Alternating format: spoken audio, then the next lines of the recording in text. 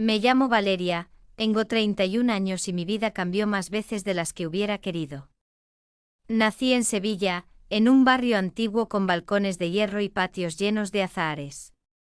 Mi padre murió cuando yo apenas tenía 25, y desde entonces vivía con mi madre, Lucía, una mujer que a sus 50 y tantos parecía más joven que yo misma. Siempre cuidada, siempre elegante, vestidos ligeros en verano, perfumes dulces, labios rojos. Cuando salíamos juntas, más de una vez nos confundieron con hermanas. 5 años atrás me casé con Mauricio, un ingeniero que trabajaba en proyectos en el extranjero. Desde el principio habíamos hablado de mudarnos a México, donde él tenía un contrato prometedor. Yo, ilusionada, dejé todo, mi barrio, mis amigas y sobre todo a mi madre. La primera etapa en Guadalajara fue como un sueño, aunque pronto descubrí que mi sueño de ser madre se deshacía como arena entre los dedos. Los doctores fueron claros, Mauricio no podía tener hijos. Durante 4 años probamos tratamientos, clínicas privadas, incluso peregrinamos a especialistas en Monterrey y Ciudad de México. Yo sonreía, me aferraba a la esperanza, pero el último médico fue directo: no habrá hijos. Esa frase me partió en dos. Recuerdo esa noche.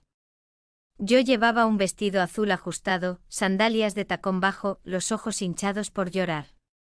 Le dije a Mauricio que no podría seguir, que necesitaba sentirme madre algún día. Él, con una calma que me dolió, aceptó. Nuestro divorcio fue limpio, sin gritos ni reproches. Él se quedó en México y me compró un billete de vuelta a Sevilla. Volví con unas pocas maletas y unas pulseras de oro que había guardado como recuerdo. No sabía nada de la nueva vida de mi madre, salvo que se había casado de nuevo con un hombre al que yo no conocía. Antonio. Un sevillano de mirada intensa, unos 15 años mayor que yo pero más joven que mi madre. Cuando llegué me recibió con un apretón de manos y un gesto cálido, casi paternal. El piso donde vivían era amplio con 3 habitaciones, paredes blancas y azulejos típicos andaluces. Mi madre insistió en que me quedara con ellos hasta que la vida me devolviera un nuevo rumbo.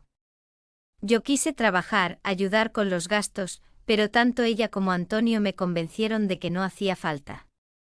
Decían que era mi tiempo para curar heridas. Al principio todo era normal. Antonio me trataba con respeto como si fuera su hija. Pero poco a poco fui notando algo distinto en sus ojos, un brillo que no entendía.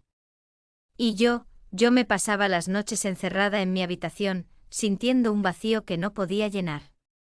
Una tarde al volver del mercado, vi a mi madre riendo con Antonio. Ella llevaba un vestido blanco con flores rojas, ajustado en la cintura. Estaba radiante, feliz, como si hubiera rejuvenecido. Al poco tiempo me dio una noticia que me dejó helada: estaba embarazada. Yo me quedé sonriendo, la abracé, la felicité. Pero por dentro se me rompió algo. Mi madre, a su edad, iba a ser madre de nuevo, mientras yo, a los 31, era incapaz de serlo. Esa mezcla de envidia y dolor me quemaba en silencio. Antonio, por su parte, se desvivía por ella. Le pedía que no se moviera, que descansara, y a mí me encargó todas las tareas de la casa. Cocinar, limpiar, llevar las compras. Lo hice sin quejarme, aunque dentro de mí crecía una rabia sorda, un deseo confuso que ni yo misma sabía nombrar. A veces, al doblar sus camisas recién lavadas, me descubría pensando demasiado en él. O al sentir el olor fuerte de su colonia cuando pasaba junto a mí en el pasillo, se me aceleraba el pulso. No entendía lo que me pasaba. Era mi padrastro, el esposo de mi madre. Pero había en mí una tensión peligrosa, un vacío que pedía llenarse de alguna manera. Y yo sabía que tarde o temprano algo iba a romperse. Los meses en Sevilla fueron un torbellino de emociones. Mi madre, con su embarazo ya avanzado, se pasaba gran parte del tiempo en cama. Yo me convertí en la que llevaba las riendas de la casa, hacía la compra en el mercado, cocinaba guisos andaluces como me enseñó mi abuela, y fregaba los azulejos de la cocina mientras escuchaba música de fondo. Antonio solía regresar cansado del trabajo, pero siempre encontraba tiempo para sentarse conmigo en la sala. Al principio eran charlas inocentes, política, fútbol, recuerdos de juventud. Sin embargo, empecé a notar cómo sus ojos se detenían en detalles de mí. El día que llevaba un vestido verde con tirantes finos, sentí su mirada clavarse en mis hombros descubiertos. Fingí no darme cuenta, pero mi piel se erizó como si lo hubiera sentido físicamente. Yo misma me sorprendía con mis pensamientos. Mientras recogía la mesa o me agachaba a limpiar, notaba cómo se tensaba el aire entre nosotros. Y lo más inquietante, no me incomodaba del todo. Era como un juego peligroso, una frontera invisible que cada día se volvía más fina.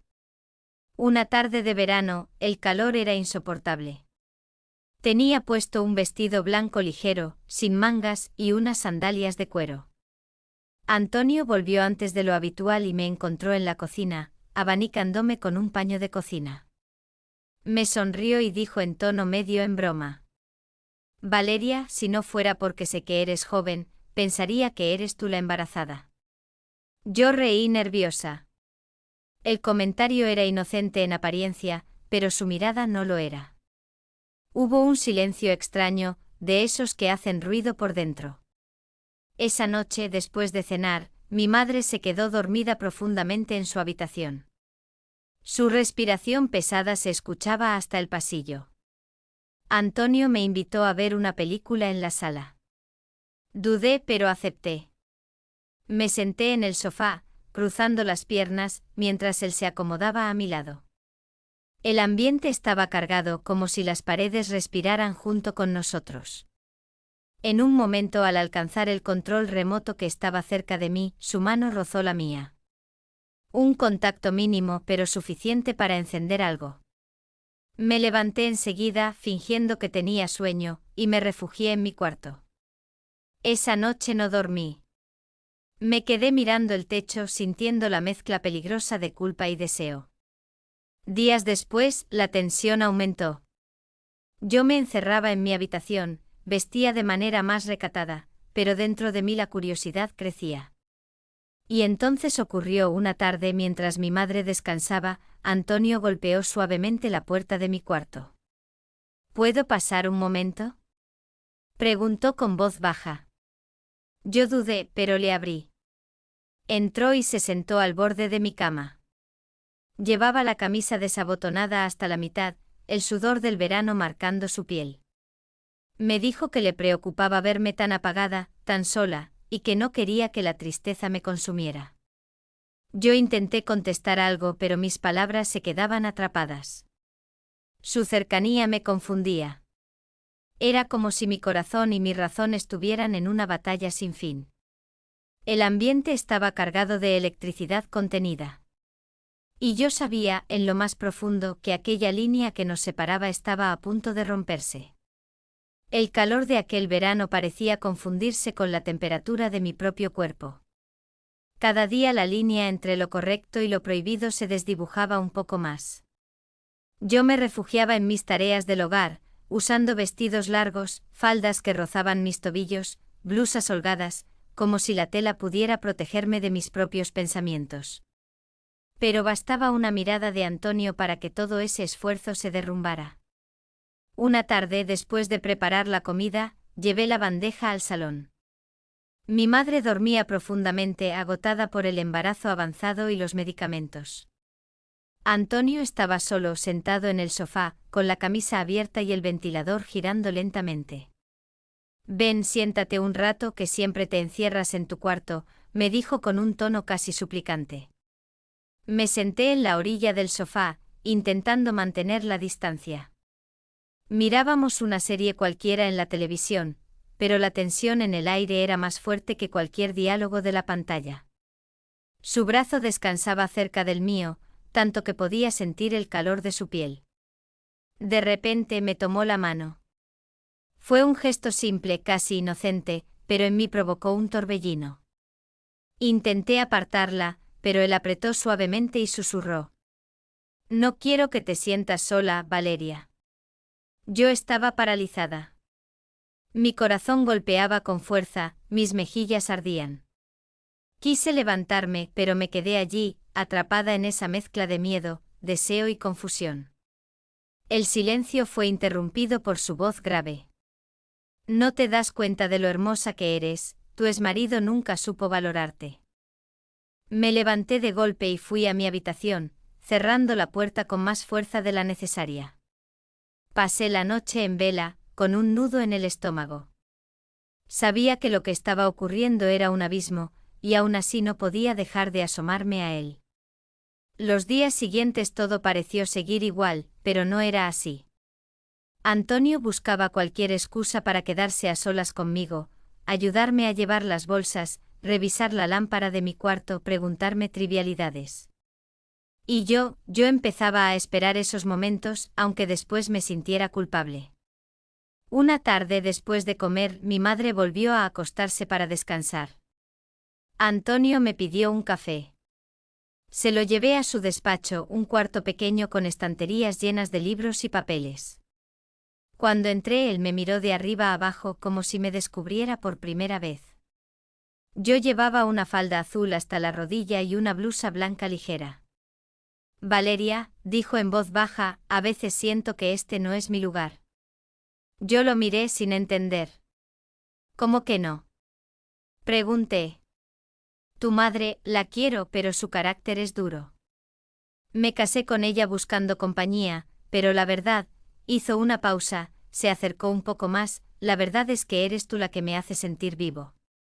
Sentí que el aire desaparecía de la habitación. Quise responder, pero sus palabras me dejaron sin voz. El silencio fue eterno. Al final, balbuceé. No digas eso, es un pecado. Él se inclinó un poco más, lo suficiente para que yo percibiera el olor de su colonia mezclado con el del café recién hecho. Y aunque no ocurrió nada físico ese día, en mi interior entendí que estábamos cruzando un umbral invisible. Salí del despacho con las manos temblando y el corazón latiendo desbocado. Desde ese instante supe que lo inevitable estaba cerca. Los días siguientes fueron un campo de batalla silencioso. Yo evitaba a Antonio encerrándome en mi habitación o saliendo a caminar por las calles estrechas de Sevilla, donde el olor a jazmín parecía mezclarse con mi propia confusión. Me decía a mí misma que debía mantenerme firme, que lo que estaba ocurriendo era una línea que jamás debía cruzarse. Pero cada vez que regresaba al piso y escuchaba su voz grave o el sonido de sus pasos en el pasillo, mi corazón se aceleraba como si esperara algo. Una tarde después de almorzar, mi madre volvió a dormirse profundamente. Su embarazo estaba ya en el 7º mes, y el médico le había recetado reposo casi absoluto. Aquella siesta se prolongaba siempre, y yo lo sabía. Antonio se quedó en el salón, y yo, después de recoger los platos, me retiré a mi cuarto. Pasaron unos minutos hasta que escuché un golpecito en la puerta. Valeria, ¿puedo hablar contigo un momento? Dudé, pero abrí. Entró con paso lento, cerró la puerta detrás de él y se quedó de pie, mirándome. Yo llevaba un vestido sencillo de algodón, ceñido a la cintura, y estaba descalza. Sentí como sus ojos recorrían mi silueta, y bajé la mirada, nerviosa.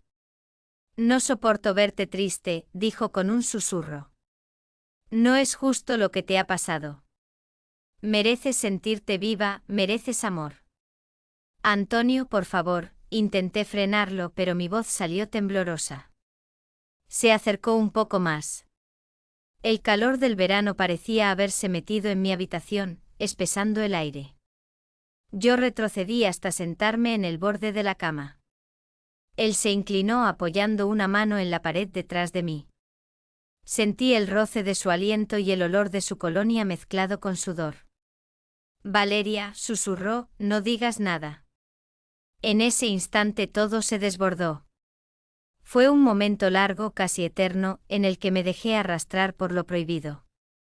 Afuera, Sevilla seguía vibrando con las voces de los vecinos, las campanas lejanas de una iglesia, pero en mi cuarto solo existíamos nosotros dos. El tiempo se detuvo.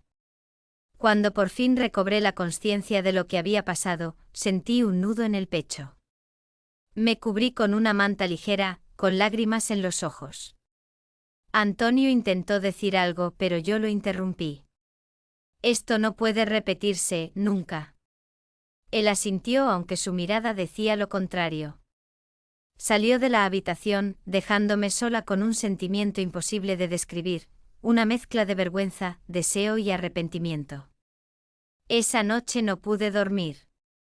La respiración pesada de mi madre se escuchaba desde su cuarto. Y yo lloraba en silencio, preguntándome cómo había llegado hasta ahí. Pero lo más terrible era que, aunque quería odiar lo ocurrido, parte de mí lo deseaba de nuevo. Los días posteriores se volvieron un laberinto de silencios. En la mesa apenas cruzábamos miradas, y yo me esforzaba por atender a mi madre como si nada hubiera ocurrido. Pero cada vez que Antonio pasaba cerca, cada vez que su mano rozaba la mía al servirme un vaso de agua o al alcanzarme las llaves del piso, una corriente eléctrica recorría mi cuerpo. Intentaba evitarlo, pero él sabía leer mis gestos, mis temblores. El verano avanzaba y Sevilla ardía bajo el sol. Una tarde, después de hacer las compras, me sentí mareada. Pensé que era el calor o el cansancio, pero los días siguientes el malestar volvió, náuseas al despertar, mareos inesperados. Me asusté. Una sospecha terrible empezó a crecer en mí. Compré una prueba en una farmacia del barrio.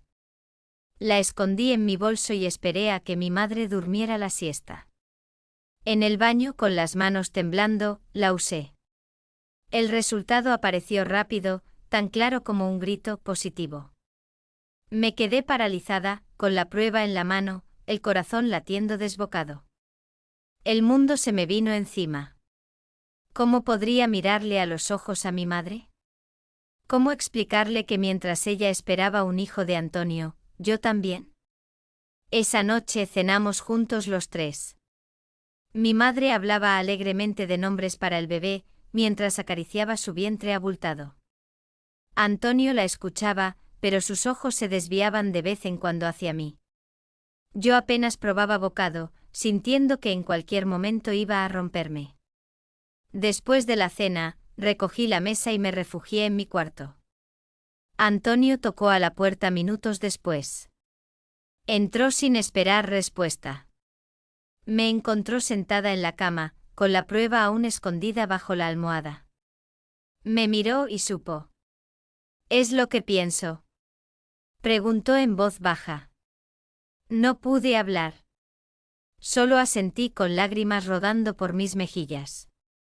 Antonio cerró los ojos, pasó una mano por su cabello y murmuró. «Dios mío, ¿qué hemos hecho?». La angustia me envolvía, pero también había un extraño sentimiento de ternura en su voz. Se sentó junto a mí e intentó consolarme, pero yo me aparté. «No, Antonio. Esto no puede continuar. No sé cómo enfrentarlo, pero no quiero seguir hundiéndome». Él bajó la cabeza. El silencio entre nosotros era insoportable. Aquella noche me dormí tarde con la certeza de que mi vida había dado un giro sin retorno. En la habitación contigua mi madre soñaba feliz con la llegada de su hijo. Y yo, en mi soledad, cargaba con un secreto devastador. Me quedé mirando el techo preguntándome cuánto tardaría la verdad en salir a la luz. Y lo más terrible, no sabía qué pasaría cuando ese día llegara.